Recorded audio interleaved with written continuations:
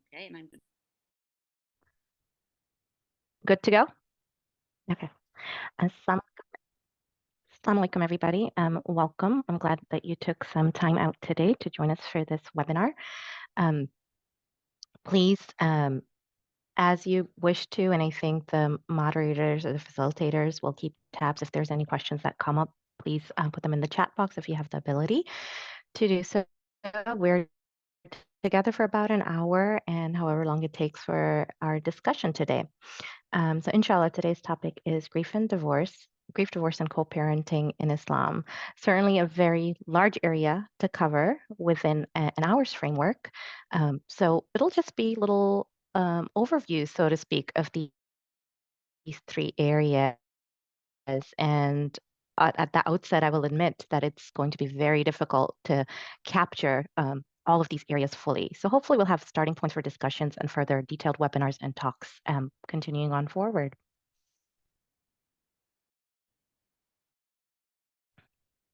As we start, I always like to bring us all into the room and into the discussion together. So as we're leaving other responsibilities and things going on in our day, I'd like to welcome you all here. Maybe take a moment to just center and ground, take a minute, maybe roll your shoulders, turn your neck from side to side, take a few deep breaths in, and really become present in today's space. And as we do so, and as we start to thoroughly enter and become present, maybe let's take a minute or so, well, less than a minute, a little moment of silence together to say any kind of prayer or set an intention or a dua for maybe something that's happening personally in our lives, something that may be affecting our environment, and also thinking about events happening globally and just keeping all of that in our thoughts and in our prayers and our duas today. So whatever personal prayer or dua you'd like to start off with, I welcome you to engage in that for a little moment of silence before we dive into the webinar.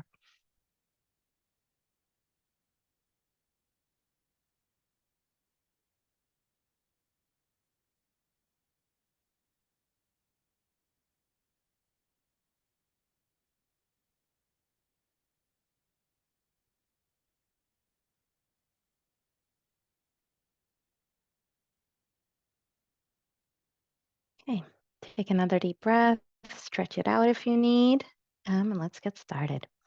So to begin, just a little introduction and overview about me. I'm a licensed psychologist, currently able to practice in the state of New York. I've been practicing clinically, specifically, since about 2011. Prior to that, I was in my doctoral program. So even though I was doing clinical practice, that was as a doctoral student and an intern. At present, I'm on a hiatus, but mostly my interest clinically and in research has been the American Muslim population, um, and just clinical issues that occur within that population as well. So that's where I focus my energy. And clinically, I've been working in a private practice since about 2013, 2014. So have had a wonderful opportunity to work with many community members from the Muslim community of different ethnic backgrounds, as well as other minority members of different faith groups. So some of the information I will be presenting today or sharing with you is from my direct clinical experiences, and other information is from certain research pieces. I tried, as I was looking at some of the research components, to look for items that were available and accessible publicly. And I do believe in less is more in a way when sharing things in webinar format, so as not to overwhelm people. So I have just a few things listed in the references, but if you want more, I will certainly share those with you. Overview today, we're going to focus on divorce, and how to part, just emotional effects of that, and just some logistics around divorce and co-parenting, and some resources and references, and our discussion section where we can just chat a little bit more informally experiences. I'm sure there's many of you with a wealth of experience that are joining us today. A disclaimer, though, like I said, there's certain assumptions being made today as I'm presenting. It would not be accurate of me to say that we're going to cover all of these pieces thoroughly. Like I said, these are just um, basically different sections of talks that could go on for an hour or 2 hours each of these multiple topics that we're going to be covering. And one of the assumptions that I'm also not making, but wanting us to keep in mind is that not all of the content presented will apply in cases where there is really abuse and violence in a relationship, as certain other steps may have to be taken in that in those situations. We can certainly get into that a little bit more, but as we go through, and you'll see a lot of what we'll be discussing is, just assuming that a relationship is coming to an end, a natural end of sorts, or unnatural as it may appear to us at times, and how to move forward with coping with that process, with resources, and with moving forward if we have kids, how to co-parent. But some of these suggestions and resources may not apply to certain subpopulations. So just keep that in mind moving forward. So before we begin, I think it's important for us to think about personally for us, maybe for our friends who might be married or are about to get married if we aren't, and for others within our family, culture, community, what drives our expectations of marriage? You may want to reflect inward. What do we think of when we think about marriage? We know that from a faith perspective, marriage is considered one half of the deen, one half of our faith. So it's important. It's a building block of society. Um, from cultural perspective, depending on which backgrounds we're coming from, marriage is emphasized at times from a very young age, and there might be gender differences in how that's done. But it's emphasized that when you grow up, this is one of the things that you have to do. You have to get married and start your own family. Um, we also are surrounded by our environment that we live in, the media that we consume, and certain expectations that we derive come from Hollywood, Bollywood, Nollywood, now with social media, TikTok, Instagram, and a lot of other platforms that show us what the expectation of a marriage is, what an expectation of a healthy relationship is. And sometimes those expectations that we're viewing and are perceiving as being something that we want to see in a marriage aren't exactly realistic and aren't healthy. So even before we begin a conversation about how a marriage might end or how we should part, peacefully parting, as in the case of divorce, the process of all of this starts, I think, before we even get married. And if we think about it, there are certainly within the US context, within the North American, US, and Canadian context, we do have certain programs available where people can get premarital counseling, even within the Muslim community. And there's many different Muslim faith groups that have started to do that. Certain masajids are doing that. So we do have those resources available that allow us to set ourselves up for a healthy marriage. Peaceful Families Project is another organization that works on prevention and early intervention as well. And it's important for us to access those resources, to pursue that learning about what marriage is and move forward with that process in a healthy manner. Many of the cultural pieces that we get exposed to are very unhealthy. Hollywood has this idea of, I guess all Hollywood, Bollywood, Nollywood, this idea of like marriage being forever, right? And ideally, absolutely, we're thinking about marriage being forever. But sometimes when we're so stuck on that forever, we do not realize or do not notice, or we miss out on signs and signals that this relationship that we have entered in with the best of intentions may not be the one for us to last through a lifetime. And many times to come to that recognition and that awareness takes quite a bit of courage. So keep that in mind. I'm just wanting to put out and share this verse with all of you, which is a very popular one on wedding cards. We see it often. An office signs is that he created for you from yourselves mates that you may find tranquility in them. And he placed between you affection and mercy. Indeed, in that there are signs for people who give thought, right? And keywords here that I would like to focus are on is peace and tranquility, affection and mercy.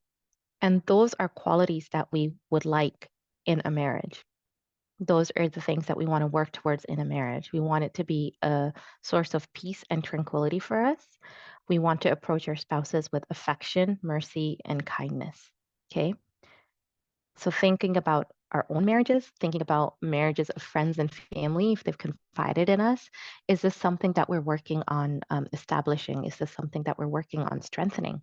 And also thinking about, is this something that my friend has been talking about that's missing from her or his marriage?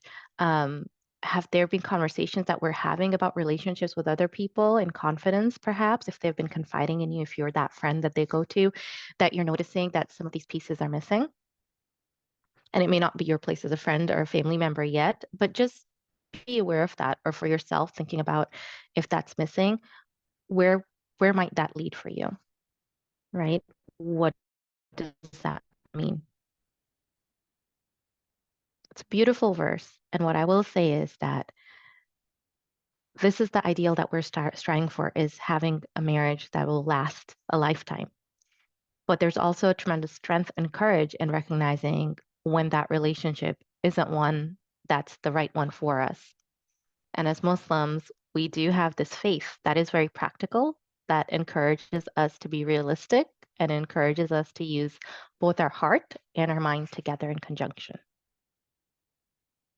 So, what happens when this beautiful bond is broken or starts to break? So, what we do know from research is that globally, divorce is increasing among Muslims. There are many different reasons for this. We think about could be basic, which we are seeing younger divorce. Recognizing what a healthy relationship looks like if some of relationships are unhealthy. It could also have to do with perhaps misconceptions and expectations that do not align with each other when you are choosing a spouse and getting married. But overall, divorce rates are increasing. In North America, ISPU, Institute for Social Policy and Understanding, they have reports from 2012 and 2014, so a little bit dated. But that was some of the more recent numbers that I could find. Their research reports suggest anywhere from 20 to 31%. So anywhere from like a fifth of all marriages, I think within mostly the North American context for Muslims, to one third end up in divorce. So, and we see that these numbers probably in the last decades have increased. So keeping this in mind. So some of the challenges in these research reports that were reported that contributed to divorce among Muslim couples were communication. So either lack of communication, miscommunication, um, just not clarity there in communication. And also, if we think back to that verse from the Quran that I shared, perhaps lack of respect, mercy, and affection in your communications as well. Another challenge has been financial challenges, whether that's stressors of maintaining and supporting a family, expectations of how money is to be spent, how money is being saved, where it's being spent and saved, expectations of what kind of lifestyle the couple should be living. Those tend to be another major source of rupturing the relationship. Infidelity and is another one, and one third of the cases in a research study quoted by the ISPU talked about infidelity as being a reason for divorce. And this is an interesting one because many times within subcultures, not all, but subcultures of the Muslim communities, this is something that is vehemently denied. By community leaders or religious leaders, that, oh, this doesn't occur within Muslim families, right? Just like similar to pornography, many will deny that that is something that is a challenge for the Muslim community. But to be realistic, infidelity is on the rise. There's many instances that are reported of clinically, as I've in my work as well, but even in some of this exploratory research, that Muslim couples, just like any other couples, do experience this. Spiritual incompatibility was another source of stress and challenge in terms of approaching divorce and rupturing of the relationship, and 1/3 of the couples reported this. So this could be if someone is not in sync with your level of faith, different understanding of the faith. So sometimes there's certain pressures placed by one partner to another in terms of where they can go, who they can meet with, they can talk to, how they should dress, and that's being spoken by that one partner to the other through a lens of this is what the faith says, this is what our religion says, but that may not have been the lived experience of that other partner, right? So some of those arguments, challenges, issues came to the forefront. Additional considerations in terms of relationships falling apart and breaking include that the first 5 years of a marriage are quite challenging and stressful for couples, right? Um, and many couples tend to break the bond during that first 5 year period. And if that does happen, for them, the process of how things occur usually is a little, for lack of a better word, a little more simplified in general than if a couple's been married for a longer time frame. Okay. This, of course, does not generalize to everybody. But the first 5 years of a relationship, if you have been in a long-term committed relationship or a marriage, tend to be challenging. I think you can probably attest to that because you're adjusting to each other's needs, behaviors, lifestyles, and trying to develop a mutual understanding of how you're going to create your own world. Um, Another consideration is that early child rearing years, generally research shows, contributes a lot of extra stress to a marital relationship. And again, if you haven't built your foundation, starting from premarital counseling work, this is an area where the relationship tends to rupture and starts to fall apart as well. These are just a few, these aren't exhaustive. So there's definitely more challenges that are reported and that people do experience. So if these challenges and others that weren't listed are being experienced and marriage starts to go towards its end, some reminders for everybody. Islam does allow for divorce. Like I said, it's a very practical faith. It recognizes that we are human, we make mistakes, and sometimes, for whatever the reason, even if with our best of intentions, with doing istikhara, with doing dua, whoever we chose to be our life partner maybe is not the right life partner for us. Okay. And that's okay. For the others outside of that marriage relationship who hear about someone's marriage falling apart, we tend to typically respond in kind of like shock and, oh, what happened? They looked okay. Everything was fine. Just a reminder that this does not typically happen overnight. There might be today and I wanted a divorce. This is a process that occurs over a longer period of time. So, the other reminder I have for all of us is that sometimes ending a relationship is a sign of strength and courage. It takes a great deal of self awareness to recognize and realize that a relationship is no longer um, what it was for us and that it might be time for it to end. Of course, I'm not saying wake up one morning and say this relationship is over and ending, but you do want to listen to your emotions, to your thoughts, to your feelings, and consider it. And there are different steps, obviously, that one will take before moving towards ending a marriage. We do know that even though Islam does allow for divorce, right? It's not the first step towards ending a relationship. And again, going back to my disclaimer earlier, some of these suggestions and recommendations will not apply in cases where there's violence and abuse in a relationship. In those cases, the marriage is already over. It's already broken. So another quote that I was thinking about that might be relevant for us. Perhaps you dislike something which is good for you and like something which is bad for you. But Allah knows what is meant for us and what is good for us. Okay. So sometimes when people are approaching this transition of life where a relationship that they'd never envisioned would end is ending, there is a lot of grief. There's loss. There's questions about where is my life heading for now? And as Muslims, one of the things that we have to go back to is centering ourselves on Allah subhanahu wa ta'ala. and centering ourselves on our faith and thinking about the fact that we may have entered this union thinking that it was for the best of us, for us, but maybe it isn't. And maybe that's one of the reasons it's ending. And reminding ourselves that Allah is the best of knowers, knows what is needed for us. So just a reminder for us as we're going through this process, or as or as we're seeing friends go through this process. Grief and loss. So some work around this that's been done through Khalil Center. I'm forgetting the name of their book, but they have a really great book on theoretically oriented Islamic psychology that talks about it. Another piece, there's so many Muslim scholars who've talked about psychology and emotions going back to like the 12th or 13th century. Um, and those are worth looking at. Islam has always had a place for emotions.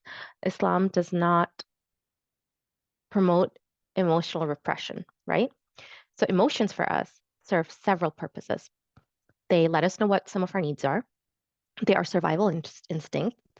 They help us to stay away from danger. So, for example, anxiety has a very functional purpose for us, right? It lets us know um, something might be wrong, but sometimes it may show up in instances where it's not necessary, it's not needed. But overall, all our emotions are really important at providing us with information of what might be going on. And it's important for us to listen to this, right? As human beings, as Muslims, it's important to experience grief and loss. It shows a sign of a beating heart. It shows that we are feeling beings, right? We have heart essentially, and that's really important because the heart plays such a strong role in Islamic psychology, um, and it guides us and has us come closer to Allah Subhanahu wa Taala as well. So, the Islamic perspective in general is that we want to express our emotions helpfully. Grief and loss are okay to express. It's okay to cry if you're sad about something, if you're experiencing a loss. Think about the Prophet Muhammad Sallallahu Alaihi Wasallam, his year of grief. Um, he had prayers that he would say to ward off depression and sadness. He would center it back towards Allah. And we two things can be true at the same time. So we can be grieving, experiencing loss, and still be grateful, giving shukr for other things that are going well in our life. We also want to balance our grief and loss with sabr and patience. And as friends and family members of someone who's going through this life transition of a marriage that might be falling apart, it's important for us to be supportive and to also have sabr and patience for them. And if we're experiencing the grief and loss for them, it is important for us to hold our own space for that grief and that loss and not unpack it on them because they're already carrying their own load and they may need us to help them through this process. So, as we're thinking about how do we move forward in as these relationships, this relationship, primary relationship is falling apart, this is a good hadith to also consider that those of us who are most perfect in faith are those best in character and those that are best to their spouses, right? So, regardless of what might be happening in our relationship, with the exception and disclaimer again, if there's a relationship that's marked by abuse and violence, right, in general, regardless of what miscommunications, arguments, disruptions are occurring in our relationship, we do want to go back and center on the fact that we chose this person for a particular reason, right? With our best intentions. And we want to treat them with mercy, with compassion, and be our best. And I think even though this is talking about be best to their spouses, I think this also applies for us moving forward as we're starting to extinguish ties with those spouses. And moving forward towards divorce. So this is a good hadith, I think, to reflect on in terms of how do we proceed with divorce and separation. So as we're navigating divorce, I first want to focus a little bit more on just the grief and loss, right? Something that happens during this process is it's a life transition. For some of us, many of us, I would say rather, who experience this, um, there's this question of existential question of who am I really? Because I was part of this unit, I was part of this couple, and now I'm not. in many Muslim communities, because of how marriage is discussed and promoted, many Muslim couples tend to marry at younger ages than the general population in the US. So they may be in a marriage for a much longer time than some of their non-Muslim peers. And they may be in a marriage during the years of their lives when a lot of self-discovery happens within the US context, of course. I can't speak globally, but within the US context. And rather than experiencing that on an individual level, they're experiencing that and developing that as a couple. So when that relationship ends, it can be pretty jarring, and they're left wondering who they really are. What are their interests? Um, who are they as a separate entity? There's questions about finding oneself, and sometimes we may see people and may have seen people, some of the audience may have seen people who kind of embark on this journey about finding themselves, and sometimes they may do things that aren't the safest for them to be doing, but it's just this process that they're on. And it's also figuring out, moving on, what does my life look like? Am I moving on as a person who's divorced? Am I thinking about getting remarried? Do I want to get remarried? What will my life look like? And then for some of us in certain cultural communities, it's also a matter of, how do I explain it to the others outside of my family, or even starting with the family, right? There's all these transitions happening that can cause a tremendous level of stress for people. There's also regret that shows up for many. What did I do wrong, right? Sometimes this can be facing outward in terms of like, what did they do wrong? And we can fall into this pattern of just blaming the other. It's important here to develop our own self-awareness, because seldom is the case where it's only one person that's in the wrong. The truth is usually in the middle. And again, reminder, disclaimer, um, not relevant in cases of abuse and violence, okay? What else can we do during this time where we're navigating divorce and going through all these emotional surges? Sabr and patience, salah and dua, prayer, going back to center ourselves, you know, that would be very important to do. Seeking counsel. So whether that's professionally seeking out a therapist, mental health provider to help us through that process, personally trusted friends and family members, spiritually, whether those are teachers, guides, imams, whoever we consider to be that mentor in that space for us, seeking out to them, choosing people that we can trust to confide in. So having that balance again. In the previous slide, I talked a little bit about emotional expression is allowed, but we want to maintain a balance, right? And in that balance, I think there's also the piece of, as we're sharing our information with others, seeking trusted individuals that we confide in, because Islam is all for therapy, and there's a process of how we move forward with therapy and what therapy means. So I'm not limiting therapy to just the Western concept of one-on-one. It can occur in different settings and different formats for many people. But for those who are interested in, or who have friends who are interested in seeking the therapist, absolutely encourage that. Be a support for them. There's the Muslim Mental Health Providers listserv from on the Institute of Muslim Mental Health. I think they have a pretty comprehensive directory. And there's, I think, RuCare, RUH. It's an app, and they have a listing also that's growing. So we've got many different directories that are out there now with Muslim professionals, if that is what someone wants. Sometimes, even prior to this grief and loss process, if the couple is seeking therapy, definitely recommend a provider or a therapist that is skilled in marital and family work. So LMFT might be a credential you've heard of, so the licensed marriage and family therapist, that's where they specialize in. But if there's another mental health counselor, psychologist, please take some time to do your research and see if they have that expertise in that area, or do they have training in this area or not, before seeking them out. A little bit for family and friends here too. So as you may be somebody who is a support for your family and your friends, just taking a moment to recognize that this is a trust that is being bestowed upon you from this person, and to really guard their trust. They're going through a difficult time. Be non-judgmental as you're listening to them. Listen and empathize. Be supportive. Ask for ways you can help. If there's feelings of like shock and kind of distress that you're experiencing about, um, just a second, I just want to make sure. Okay. If there's a feeling of distress or, that you're experiencing, you want to know more, maybe curb that a little bit and just listen to them. Um, Also, a reminder, regardless of which partner, one or both, that you might be focused on here, just know that you do not know the whole story. So your responses as you are, forming them to give to provide for that person, just make sure that you're being empathetic, you're being compassionate, you're not being judgmental, you're not putting them in a position to defend themselves or to defend their partner.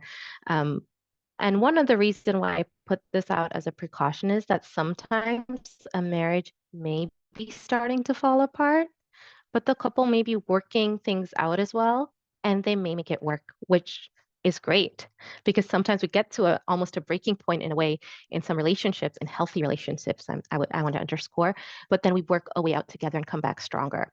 So whenever we're being confided to, just know that we may not know the whole story, and we want to be there to support this family or our friend. Logistics. Again, this could be like an hour too long piece here, but just a reminder that divorce is on the rise in the Muslim community, in North America especially. We know that over half of Muslims now view divorce as acceptable. So this number is on the rise as well. 18 to 29-year-old Muslims are more accepting of divorce than their peers in the general public as well. So that's an interesting statistic because I didn't know how that would fall. But 18 to 29-year-old Muslims are more accepting of divorce than peers in the general public, which means of other groups. The other piece was people, whether that's community programs, whether that's support groups, peer-run support groups that are being run, there's just more support needed. Um, and alhamdulillah, we do have some organizations, including Peaceful Families Project, that works to put out these programming and is working out to put out programming such like this. Some of the things to consider if someone you know is going through divorce, right? Um, Utilize mediation if you can. Have someone who can kind of moderate the process. Has to be someone, if you're using someone through that's a personal connection for you, someone who you both can trust to be somewhat impartial, objective. Otherwise, there's also mediators that people can utilize to serve that role. Sometimes that mediator person could be the marriage or family therapist or a psychologist that one is working with. Maybe look towards the nikah contract or prenuptial agreement for guidance for those that have created those. I mean, the nikah contract in Islam is, so great when used well because it really talks about before a relationship begins, how to proceed if a relationship may need to end. And sometimes people stop and think about it and they're like, why would I want to consider a relationship ending at the very beginning when I would want this relationship to, just last a lifetime? Here's the thing, in the beginning of a relationship, we're in that love haze usually. We have like our blinder ons and our rose colored glasses on, and we're able to give more allowances to the other person. And if in that moment we can come towards an agreement like, hey, if for whatever unforeseeable circumstances we have to part ways, how would we want to proceed? And if that's already been written up in a nikah contract or a prenuptial agreement, then when we do get to that point, if that happens, we're able to go back to it, take a look at it, and use that as guidance to minimize any conflict that may occur. Be informed about legal issues that may occur. So research-wise, there's still limited research that's out there about divorce in the Muslim communities. There were two public sources that I found of research studies. One was from Denmark and one was from Malaysia. And they were discussing more divorce and co-parenting, and the other was more about just experiences of divorce within Muslim women in, I think that was the Denmark one. So they're talking about that. So what was interesting was Malaysia being a Muslim country, it was talking about both kind of like the civil court system as well as like the religious court. So having people go through both civil and religious divorces. Here in the US and Canada, I would just encourage people to, consider that you may get a divorce through a religious route, depending on which state or province you're living in, but that may not be enough for it to be a legal divorce, right? And there are imams and scholars that talk about this and discuss this as well. But like for instance, for me being in the state of New York, I knew that for me, for my marriage to be legal, the paperwork that had to be filled out was New York State paperwork. We added on additional paperwork that was, personal kind of like a nikah contract paperwork. But the paperwork that made it a legal marriage was the New York State paperwork, and that was the only thing the imam would sign. And if there is divorce, it would also go through that route, and that would invalidate the religious marriage as well as the legal. Now, I'm not a religious scholar, so I can't say more about this in detail. This would definitely be something we need to consult someone who is more well-versed in religion. But if you know somebody who's going through divorce, if you yourself are thinking about it, there's two different areas of law we want to think about: the legal civil one that the state or province recognizes, and the religious one. We also want to think about emotions and stressors that arise and how to manage them and where to hold space for those. So whether that's therapists, whether that's trusted friends, whether that's exercise, drinking water, sleeping enough, we really want to take care of all those pieces as well. And again, another hadith reminder, reminding us as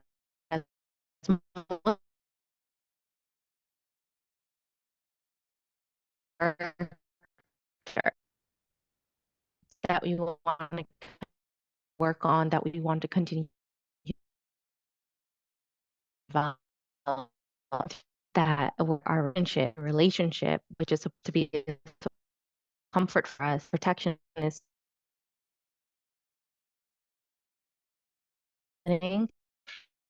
want to There, a good I mean, we're having a hard time. There's a little bit of this want to repeat. care behavior toward or works and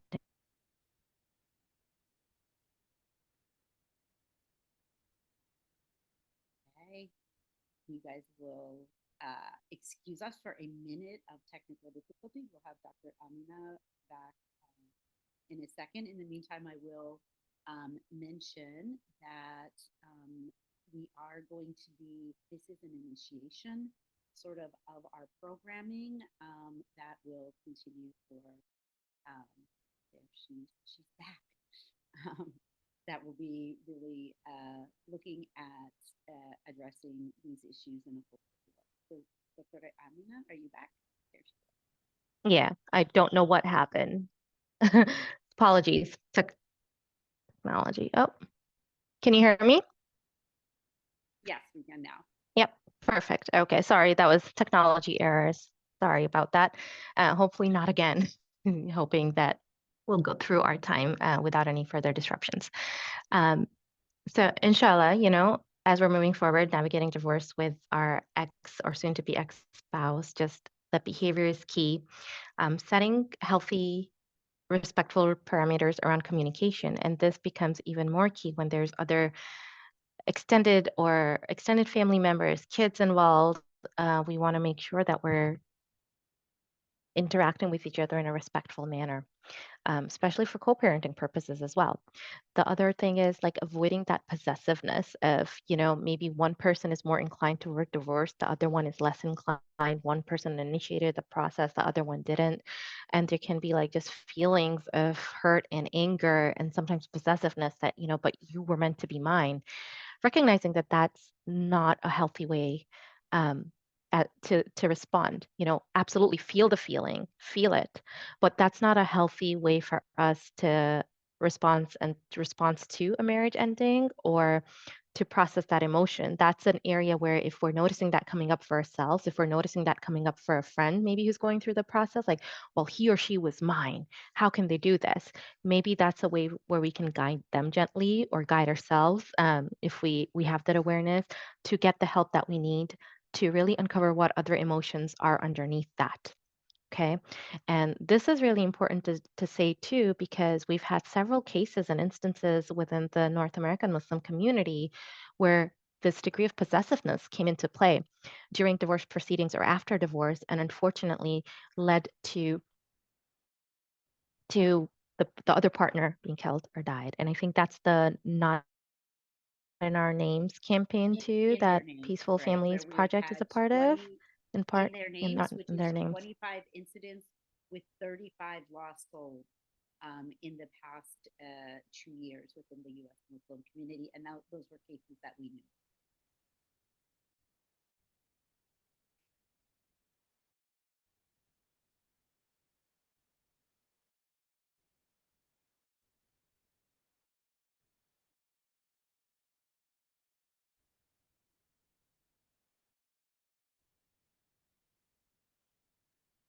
Okay, and if you could be patient for a minute, it does seem like Dr. Amina's connection is Yep. there.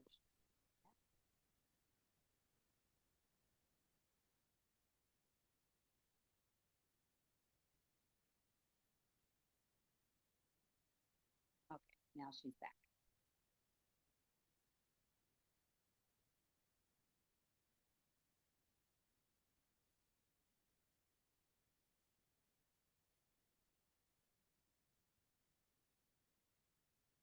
Right. Okay. I think it came off again. See if I have to move this. Let me see.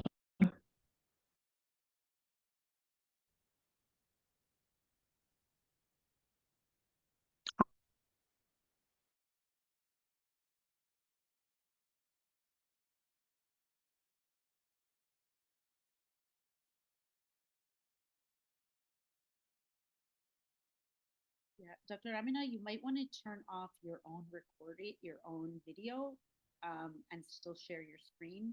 That might help with your internet stability issue. Thank you. I will do that. And I'm actually thinking if I need to move to a different room, that might But you help. sound much better now, so inshallah that will. Wonderful. Let me know if Although I the miss screen your share is face. okay. That's okay. That's okay. I'm just gonna see if I can move to a different room and if that can help us too. But you're able to hear me now and see the slides? Yes, right now you're perfect. Okay, perfect. Let me just move out over here and see if I can make this work. But okay, moving forward, co-parenting in Islam, there's some limited research for us to look into again. Most of the research talks about just, parenting practices in general. Oh boy. I think I'm still present or not. Let's see. No, you're still present. We can hear you perfectly. Okay. All right. I just couldn't see anybody, so I wasn't sure what's going on. Perfect. All right. If I log out, I guess I'll know. But so there's some limited research um, available in terms of co-parenting and divorce. And again, some of this research, what it talks about and what it discusses is just shared parenting as the Islamic ideal. So what this means is that co-parenting is promoted. It's suggested to be more of the norm when marriages do end. And there's ways to come to terms with how one should share parenting with one another. Some of these norms and how these are done vary with culture, um, you know, so vary with in terms of which country one is in. So there might be something in the legalities of divorce paperwork that already talks about this. This is also something that one can discuss premaritally in your nikah or prenuptial contract. Like what happens if we end this marriage and we have kids? How do we wish to proceed? Again, shared parenting or co-parenting looks different for healthy couples. And absolutely, we can talk about the fact that when it comes to divorce, there's a level of unhealthiness involved, right, in the relationship that's um, allowing or having this relationship come to an end. But again, the disclaimer and the exception is when we are talking about relationships marred by violence and abuse, some of this information is not going to apply. So, other levels of typical unhealthy that occur before divorce, in those situations, we do go back and talk about and discuss co-parenting with our ex-partner, or during the process are working with our family systems, our mental health teams, our legal counsel, our mediators to figure out what shared parenting would look like. Islamically, we want the child to have both parents, if they're healthy, capable adults, to be present for the child. We know from mental health research, we know from psychology research that that's when children thrive, when they have two parents who are, present in their lives and who are working um, for the best interest of the child. So we know during the divorce process or after the divorce process, having family therapy to figure that out is important. Communicating with that co-parent, with that ex, is very important as well. Setting consistent expectations of how to child rear. Um, Maybe someone has a boundary that's a little bit more strict than the other parents, and especially in those instances, being mindful and respectful of how you're both going to respect that boundary and where that compromising point is. Um, Being careful not to speak negatively about the other person, and also don't put the child in the position of being a messenger. There's been many cases when I worked with families clinically where the poor child or even the teenager or young adult is being placed in this position of taking messages back and forth from one parent to the other. And that is not okay to do. We do not want the children to be in a situation where they're thinking about what role they're playing or have played in the marriage falling apart, because their world is that family unit, their parents. And once that happens and the parents are going towards a split, they're also dealing with their own emotions as well and trying to figure it out. So for parents, what's important, the key point is to work together in the best interest of their child. Some resources. Now, I'm not too big on social media, so some of you who are present may have more experience than I do, and you can certainly share some of that information in the chat box if you would like. And like I said in the beginning, I think less is more, so I didn't want to overload with a lot of books and resources, but just stuck to a couple of the ones that I'm more familiar with and have been around for a while. So the Positive Parenting in the Muslim Home book is really great. It kind of takes you through parenting through the years. And one of the really neat things in that book is the essays by parents at the end on like different experiences that they have. So having difficult conversations with your kids includes the conversation around divorce and how to navigate that. There's a section for single parents as well, section on like raising kids who may have different needs and abilities. So just a really great resource and reference book and really easy to read. And I think for me, whenever I think about resources, I think about resources that are easy to read. On Instagram, there's a couple of accounts that I'm more familiar with, so that's why I'm sharing those. There's probably many others. And the caveat with social media always is that we do want to vet what those resources are, right? And ensure that what we're sharing, there's a way to verify who those people are and that they're equipped to provide us with that information. So there's Dr. Hannah, Peace Within Home, and Coach Masak. Dr. Hannah, I believe, has an early education or an elementary education PhD. And she talks a lot about different ways for us as parents to calm ourselves and to regulate ourselves, and also different tips for child rearing and raising. Coach Masak again, similar content as well. So if you don't have time to read a book or do some more intensive research, I think those are some really great accounts where you can get information for yourself. Other ways that you can find resources on co-parenting or support is through online or in-person parent groups, whether that's starting your own group in your community or checking to see if there's a local, perhaps Facebook group that's listed that might be supportive. And of course, counseling, whether however you define it, whether that's going to seek help from a mental health professional, a spiritual advisor, guide, or someone that you trust in your community, your spiritual community, your cultural community that is known for being good to confide in as well. So in terms of references, I definitely have some more to share, but I wanted to put the ISPU out there because it is open access and you can go in and do some more further reading on some of these reports. So the Institute for Social Policy and Understanding, they have their 2012 and 2014 research reports on marriage and divorce. Some of these also have quotes from the research participants, which are really enlightening to read as well. So you may want to look at that. I know the FYI, Family and Youth Institute, they've put out some really great infographics as well on many different topics. So that is another place that you may want to check out. Dr. Rania Awad's organization has been doing some great mental health work for the Muslim community, maristan.org. So definitely those are some other resources to look at. And of course, Peaceful Families Project has many resources and to share and content that you can benefit from as well. So, another reminder for people going through this life transition of divorce and marriage ending is what's meant for you will never miss you, and what missed you was never meant for you. And that's from Imam Ali ibn Talib, may peace and blessings be upon him as well.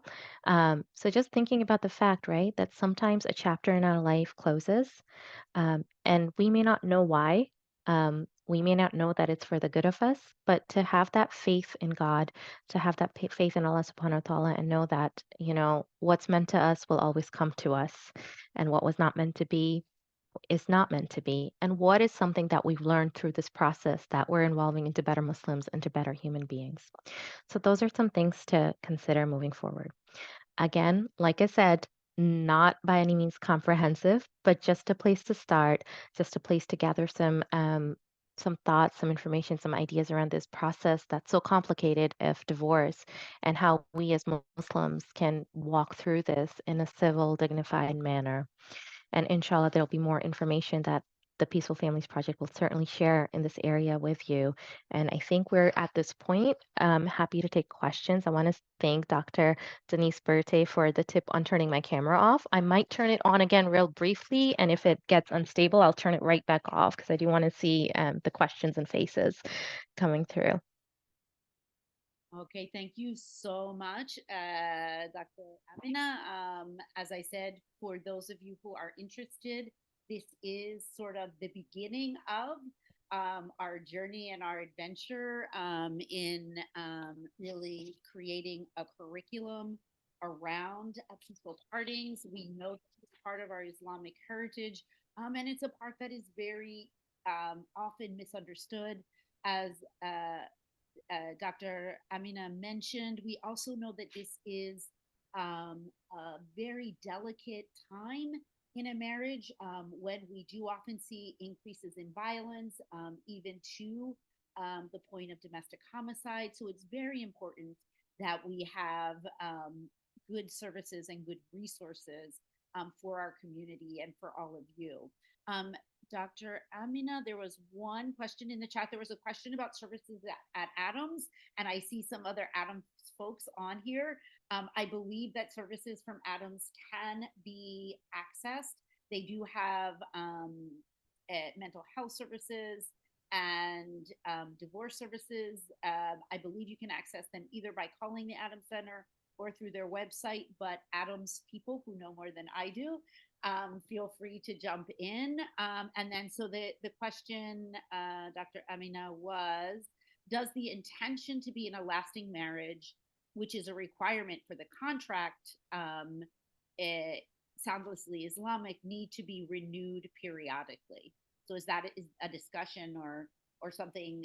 Certainly, we don't need to do that ritualistically, but is that something that we should be discussing and having sort of conversations around as people grow and maybe become more diverse or be noticing more conflict and things like that?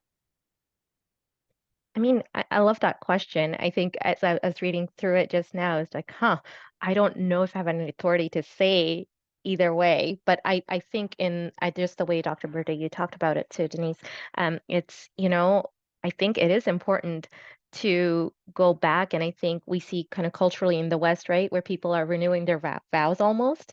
And I think regardless of how we feel about that as a cultural practice, I think there's beauty in that because you're thinking about what can I do what can I reflect on how far we've come in this relationship, and do I still feel the same way? Do I still have the same intentions, or is there growth? And I think that self-reflection piece in general is important for us to engage in throughout our life in different capacities. So I even think about right, like mindfulness and meditation is so popular in general, and thinking about how that is such a core piece of Islam and Islamic teachings. Like that's literally what the Prophet Muhammad sallallahu alaihi wasallam did.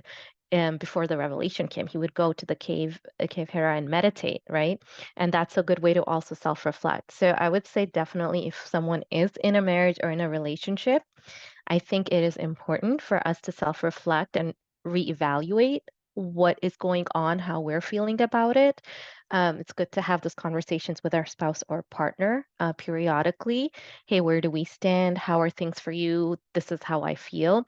Um, I don't know if it's a requirement for, the contract to be sound, but I think it is important to have those discussions. The Gottman Institute, for those of you who might be familiar, or for those of you who it might be a new resource, they provide a lot of great strategies and tips that you can access through their YouTube page, through Instagram, through their website on how to have such conversations with your partner too. But even a kind of cursory check in of how are you doing? How are you feeling? That's important to engage in. We do know marriage is work, so it's not kind of this romantic notion or a Hollywood kind of relationship to be maintained. It is work. It requires constant ongoing work and effort from both parties. Beautiful. I also wanted to say that, we make these contracts many times, at a period of youth, and things change. So the things that you promise or the things that you believe are going to be important to you, I will never work, we will have 5 children, we will, all these kind of ideas that people have really do change. So maybe there's an accident and there's a physical disability or a physical change. Maybe there is a change in economics. Maybe there's a change in desire. So it's really important to be able to renew, not renew in that sort of ritualistic sense, but renew Mm. the conversations. And we kind of need to normalize that, because it would be pretty odd to not change at all over a 50-year marriage, if you can imagine, right? That your thoughts, that your behaviors would not change. Um, so thank you so much. Do you want to go on to, do you see the next 2 questions? Um,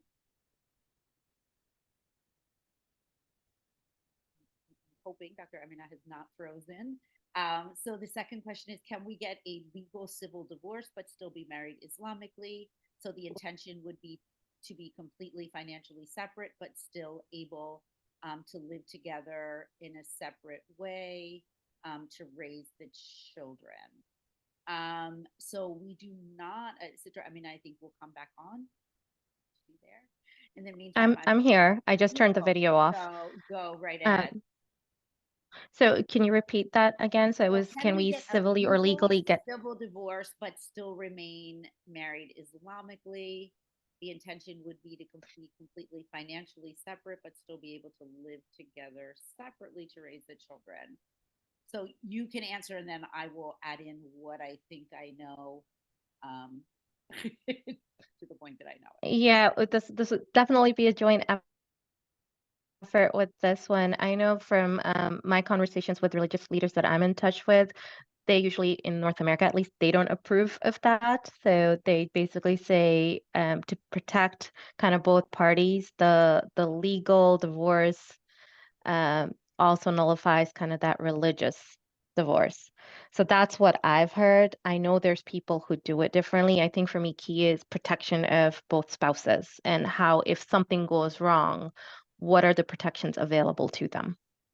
Right. And I think the other piece is that children, being perceptive, incredibly, sensitive individuals, that the level of discomfort of living with 2 people who really um, uh, don't want to be together and are then kind of frozen because they cannot go forward. They can not make another partnership, but they are not, sort of really partners within the marriage, is also uncomfortable for, different people within the household, the children, the extended family, and all of those things. So I think if we do co-parenting right, these kind of extreme creative solutions are not needed as much, because we are able to live happily, just not in the same house, with our children. Hmm.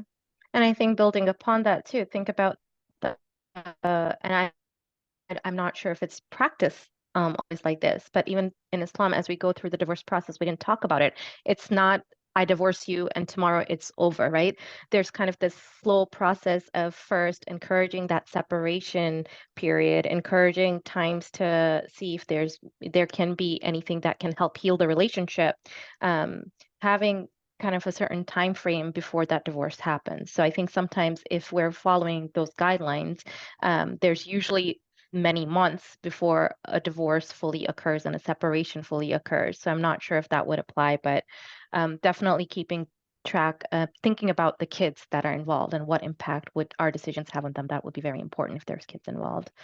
I see another question here on building emotional resilience and finding strength, especially in the face of societal cultural expectations or judgments. And I think that's where I always turn towards, it's so important to have a place, a space where we have someone who's supporting us. So sometimes that could be somebody that we know through our personal connections.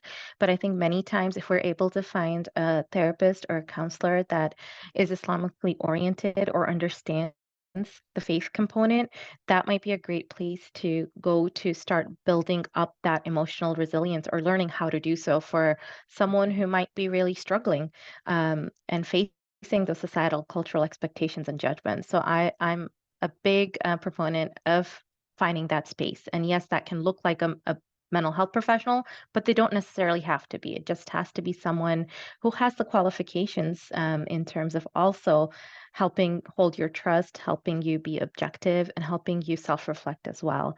And I think within the teachings of Islam, that is important to do so. In the history of our prophet, peace and blessings be upon him, we see him reaching out for consultation, for guidance in times of distress too. So that would be very important to do. There's things that you can do on your own as well, right? So, and anyone else who's present, feel free to chime in even in the chat if you want. There's certain like surahs of the Quran that people find and derive strength from. Increasing kind of your meditation, dhikr time, your prayers, personal prayers, that could also be something that you can engage in as well. Finding scholars that discuss building emotional resiliency, I think, just motivational pieces, that those can be something too. I think there's a few writers in the North American Muslim context, at least, that I've heard people refer to in terms of reaching out to them and turning to their lived experiences or their writings to find motivation. So, a few different things that one can do. And honestly, sometimes when we're going through a time where we're struggling in our lives or struggling with other things happening in our life, sometimes those are moments where it comes to light who our true friends are, right? So sometimes thinking about the fact that these difficult moments will sometimes whittle down our social circle, not for a bad reason. We'll actually learn who our true supportive friends and family members are and lean more on them. Dr. Denise? Beautiful. I was going to say similarly is our reminder that Islam is not culture and culture is not Islam, right? So that as we're feeling this pressure to follow cultural kinds of mandates, that we remember what is in the Quran, right, and what is really our deen versus what the pressures that society is putting on us. I also want to say there have been two questions. So one, Sister Sana, thank you so much, answered the question in the chat about the Adam services. And number two, there will be a recording on the PFP website of this presentation, so that those of you who missed the beginning or who want to share this with family and friends, it will be available. And then, inshallah, this year, 2024, we will be working on a full curriculum around peaceful partings, grief, divorce, and co-parenting, and that should be available for a training of trainers by the summer of 2024, inshallah.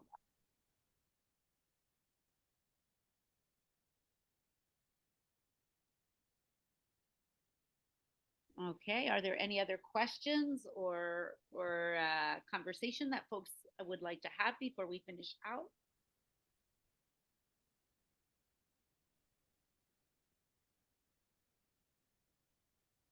Okay.